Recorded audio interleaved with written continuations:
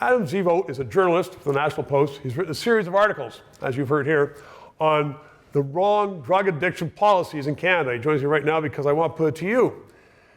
If, as you have pointed out, as you have shown, this is not just your opinion, you've shown it on the basis of facts, that the provision of drugs is causing more addiction and deaths in Canada.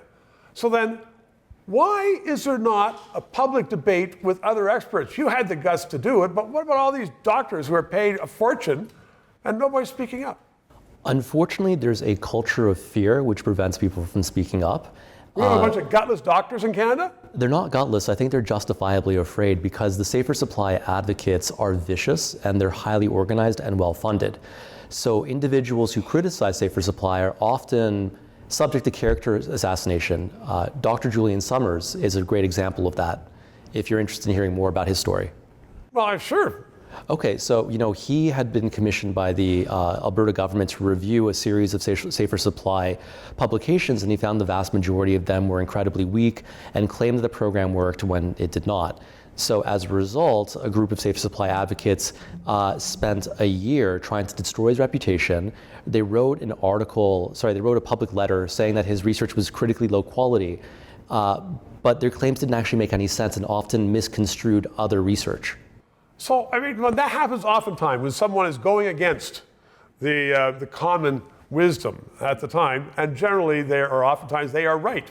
And the province of Alberta, you mentioned where he was, is now taking a stance which, even a few days ago, I read someone saying, well, this is crazy to have specialized, different treatment. We should just give them more drugs. As opposed to what Alberta wants to do is to say, okay, there are very different reasons for addiction and therefore different treatments, and just giving them a whack of drugs is not the answer. Well, so the Alberta model is an excellent third way. So, we have this grossly irresponsible, hyper-progressive, hyper-permissive approach happening in BC. But that doesn't mean that we should go all the way back to the failed war on drugs policy of the 1980s. Right. Alberta is focusing on keeping drug users out of the criminal justice system. Right. And putting them into treatment. Because if anywhere you can get drugs, it's in jail. Yeah. So that doesn't help. Well, it's also cruel, right? It's if someone is dealing with addiction, you have to treat them humanely. And you shouldn't saddle them with a criminal record which destroys their life because of a temporary lapse of judgment or, I guess, well-being. Yeah.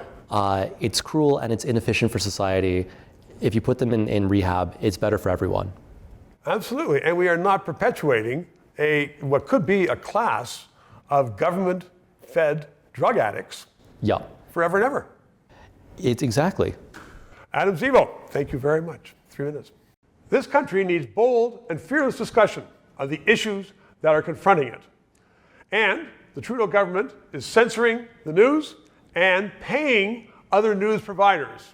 So we need to keep going. Please subscribe and please donate generously. The crew needs to be paid.